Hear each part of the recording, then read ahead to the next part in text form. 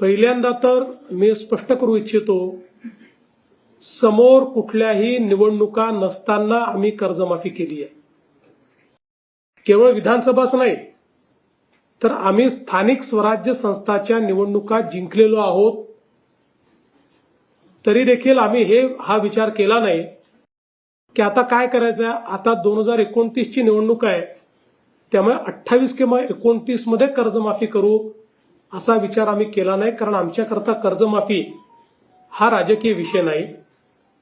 आमच्याकरता कर्जमाफी ही शेतकऱ्यांकरता एक आपल्याला आमचा शेतकरी जगला पाहिजे, आमच्या शेतकऱ्याला पुन्हा कर्ज घेण्याची शक्ती प्राप्त झाली पाहिजे, याकरताचं एक इन्स्ट्रुमेंट, एक उपकरण म्हणून आम्ही कर्जमाफीकडे पाहतो. यापूर्वीही जेव्हा आम्ही कर्जमाफी केली होती तेव्हाही मी सांगितलं होतं की कुठल्याच कर्जमाफीने शेतकरी कधी श्रीमंत झाला नाही.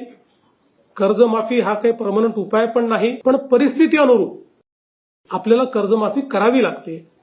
कारण त्याशिवाय त्या कर्जाच्या नेटमध्ये पुन्हा आपल्याला शेतकऱ्यांना आणता येत नाही. पण हे करत असताना यावेळी आपण एक कमिटी तयार केली आणि त्या कमिटीला हे काम दिलं होतं की त्यांनी शॉर्ट टर्मच्या उपाययोजना, लॉंग टर्मच्या उपाययोजना, बँकिंग सिस्टीमवर त्याचा होणारा परिणाम, या सगळ्या गोष्टीचा विचार करून त्या संदर्भातला रिपोर्ट द्यावा.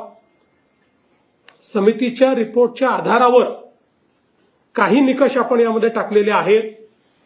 पण मला असं वाटतं की आज आपण जर विचार केला तर 36,585 कोटी रुपये आणि 56 लाख शेतकऱ्यांना या कर्जमाफीचा लाभ होणार आहे.